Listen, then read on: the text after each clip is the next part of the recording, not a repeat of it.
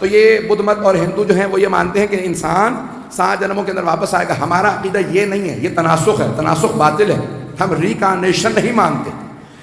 یہ اگر عقیدہ شیعوں کا ہوتا تو پھر یہ غلط تھا, یہ قرآن کے خلاف ہے. قرآن کہتا ہے کہ نہیں. اب قرآن نے کیا کہا, جس کی روح اسی میں واپس آئے گی قیامت کے دن بھی, اور اگر دنیا میں بھی واپس آیا تو اپنی اس کی روح اسی کے جسم میں واپس آئے گی. قرآن کریم نے مختلف مثالیں دی ہیں. بہت سے لوگ دنیا سے چلے گئے, اللہ نے انہیں اسی دنیا میں پلٹایا. آئیں ذرا, جناب ابراہیم علیہ السلام نے سوال کیا کیف تحیی الموتیٰ, پروردگارا تو یہ مردوں کو کیسے زندہ کرے گا؟ اللہ نے سوال کیا اولم تؤمن, اے ابراہیم کیا آپ ایمان نہیں رکھتے؟ قالا بلا, بے شک کہ میں ایمان رکھتا ہوں. لیطمئن قلبی, صرف اطمینان قلب کی خاطر دیکھنا چاہتا ہوں مردے زندہ کیسے ہوں گے. بھائی قیامت کے دن زندہ ہو رہے ہیں, اسی دنیا کے اندر تو زندہ ہو جائیں. تو ایک ہی چیز ہے, اب قیامت کے دن معاد میں اللہ سب کو پلٹائے گا, لیکن دنیا کے اندر کچھ ہستیاں واپس آئیں گی جو بہت اچھے ہوں گے, وہ واپس آئیں گے, یا جو بہت ہی برے ہوں گے. معصوم نے یہی فرمایا, کہا کہ مولا کون کون آئے گا؟ جو کہ بہترین اور بدترین. کہا مولا صرف یہی کیوں؟ کہا بہترین تاکہ دنیا میں دیکھ لیں آل محمد کا مقام کیا, اور بدترین جو انکار کرتے رہتے تھے یہ کچھ نہیں ہے, ذرا انہیں بھی واپس لایا جائے, کسی کو سولی پہ لٹکایا جائے.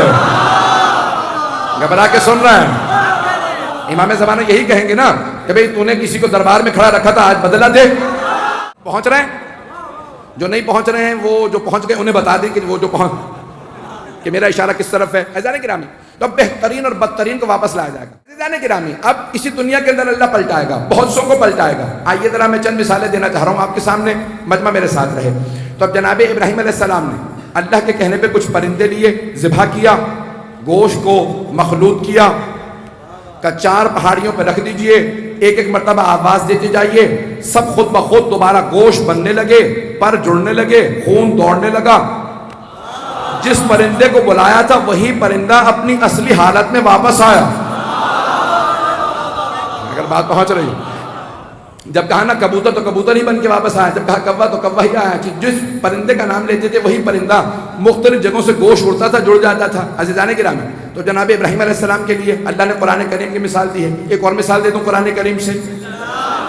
نبی عزیر علیہ السلام, حضرت عزیر ایک بستی سے گزر رہے تھے, خاویۃ علی عروشہا, اس پہ عذاب آ گیا تھا, بستی پہ عذاب آ چکا تھا. تو جناب عزیر نے کہا پروردگارا یہ ساری بستی تباہ و برباد ہو چکی ہے, عذاب آ چکا, سب مر چکے, تو انہیں دوبارہ زندہ کیسے کرے گا؟ کیا عزیر کیا ایمان نہیں رکھتے؟ کیا پروردگارا ایمان رکھتا ہوں, دیکھنا چاہتا ہوں یہ سارے مردے دوبارہ زندہ کیسے ہوں گے. تو کہا کہ یہیں پہ اپنے گدھے کو باندھ دیجئے, سو جائیے. جناب عزیر نے گدھے کو باندھا, کھانا رکھا اور سو گئے. ایک مرتبہ اللہ نے انہیں 100 سال کے لیے سلا دی. 100 سال بعد اللہ نے زندہ کیا. اللہ نے فوراً سوال کیا کم لبثت, کتنا عرصہ سوئے ہیں؟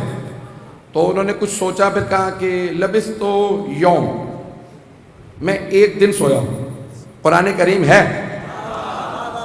ایک مرتبہ جناب عزیر نے جواب دیا, کہا لبثت یوم, میں 1 دن سویا ہوں. پھر فوراً کہا او بعد یوم, دن بھی پورا نہیں سویا, دن کا کچھ حصہ سویا. تو اللہ نے فوراً جواب دیا قرآن کریم کے اندر, بل لبثت 100 عام, 100 سال سوتے رہے ہو. توجہ, کہ 100 سال سوتے رہے ہو. اے عزیر ہم نے بھی پلٹایا ہے, ختم ہو گئے 6.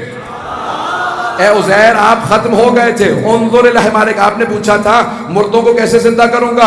انظر الی حمارک وانظر الی طعام, اپنے گدھے کو دیکھو, کھانے کو دیکھو, کیف یتصنع, کیڑے پڑ کے کھانا ختم ہو گیا تھا, گدھا اس کی ہڈیاں تک گل کے ختم ہو گیا, لیکن ہم پلٹا کے بتائیں گے. اللہ نے ایک مرتبہ اشارہ کیا, کون کا؟ گدھے گدھا بن جائے. ایک مرتبہ ہڈیاں بننے لگی, گوشت چڑھنے لگا, خون دوڑنے لگا, کھال بڑھنے لگی. ایک مرتبہ گدھا بن